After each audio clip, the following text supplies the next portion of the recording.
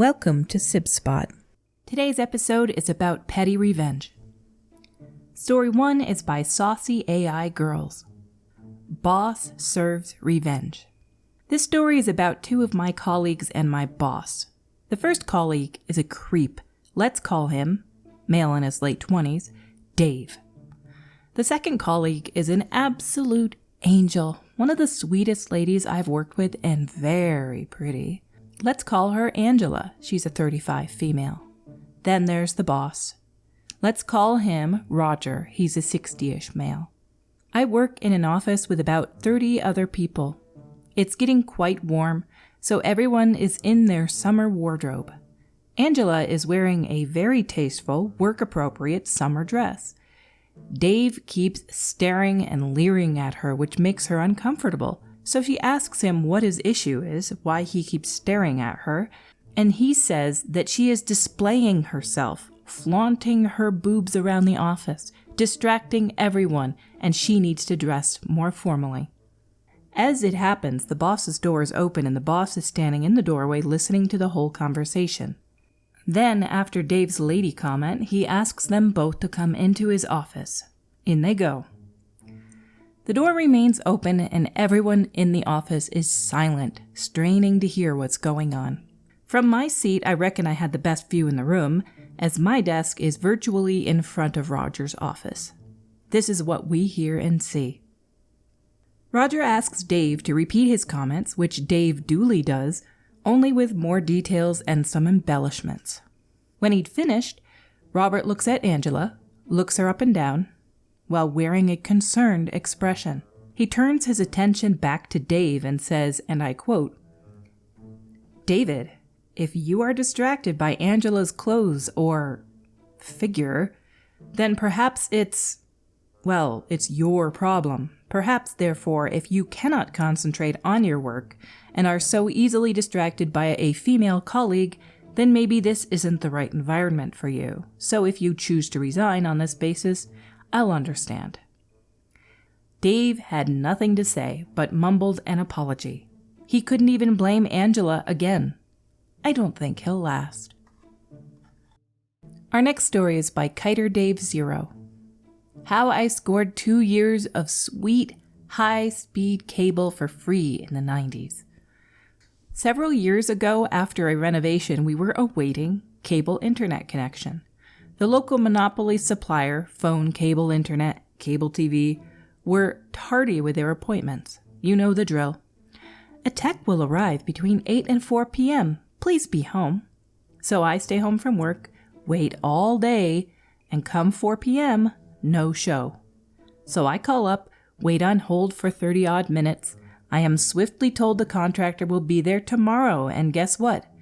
A tech will arrive between 8 a.m. and 4 p.m. Please be home. So I stay home again. No surprise, same deal for second appointment. So I call up and they book install for the following week. Third time luck, of course, he is a no-show again. So I call up yet again to rebook. At the last minute I said, I have now taken 3 days off work. You should reimburse me for that. And there is now the 4th day. So they transfer me off to some other department for a long hold time. Eventually, I get a lady and I explain all the details, and she says, fair enough, a claim is due. She says, may I ask your rate? Me, sure. My rate is $680. Her, oh my goodness, that's a lot of money for a day. Me, oh no. I'm so sorry you misunderstood. That's my hourly rate. Her, silence. Eventually. Okay, I think I need to transfer you to a more senior representative. Me, waiting on hold, guns loaded. Them, hello, Mr. So-and-so. My name is something unmemorable. I am the Director of Customer Service. I understand you're making a claim. Let me see. May I ask what job you have that has such a high rate? Me, why, yes, of course. I'm a Queen's Counsel barrister specializing in corporate litigation. Her, silence. I am so sorry for your trouble. May I place you on hold for a moment? Me, of course. 5 minutes later. Her, again, we are so sorry. I have just got off the phone and our contractor will be there within 30 minutes. Me, okay, that's great. What about my claim? Let's see, that's 3 days, 10 hours per day, $680 per hour. Let's just round it off, shall we? It's $20,000. Her, silence, and then more silence. Eventually, may I place you on hold? On we went, and at the end of the call, I had free cable internet, top speed, full package cable TV, and my measly $29 a month phone bill. I scored 2 years of sweet free cable internet for some shoot-from-the-hip BS to the complaints department. Was easy in the 90s, not so sure I could pull it off now. Our next story is by Can I Has 99s. Snitch on me in boot camp? Okay, you're a size small, right? I joined the Marine Corps straight out of high school. Life goal for me was all I ever wanted. Looking back now, I probably should have thought bigger, but hey, who can say they fulfilled their life's dream at 18 years old? I went to Paris Island in the dead of summer, so it was hot and muggy. It was my home for the next 3 months. Anyone who has been there knows it's not the best place to be. Always running back and forth, getting chewed out left and right, all in the hopes of making you worth something. Looking back at it now, I still wouldn't change a thing.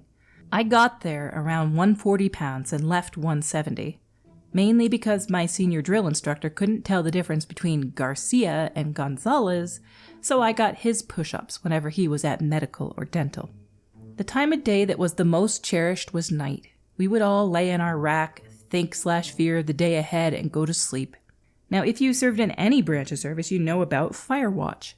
For those who don't, instead of sleeping the whole night, certain people on a rotating roster will take a shift walking around the squad bay and recording any irregularities. Most people hated it. I only enjoyed it when I had either first or last shift, so I would have uninterrupted sleep.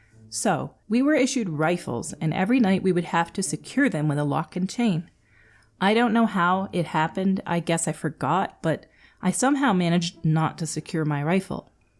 The recruit who was on Fire Watch was Recruit Johnson, fake name. And instead of waking me up and saying, "Hey man, your rifle isn't secure, you might want to fix that," he decided to wake up the drill instructor on duty and got me to take his shift of Fire Watch that night, and then he got to go back to sleep.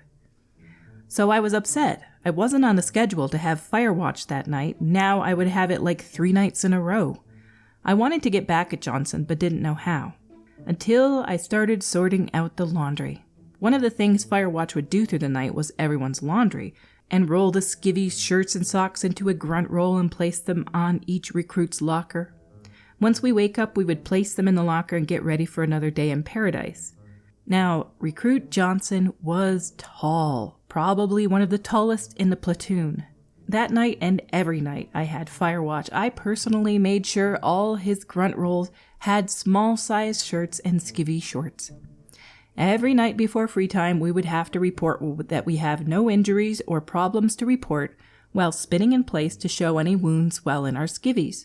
And almost every night, Recruit Johnson was wearing clothes that were way too small. He would always complain in free time, saying, "Why do I keep getting small clothes?" And everyone would laugh. Me most of all. It's one of my favorite stories from boot camp, and I thought y'all might like to read it. File this one under F around and find out. That's pretty petty revenge right there. Petty, and he never gets in trouble for it because nobody knows but him. Our stories have come to a close for today. Until we meet again, have a boss day.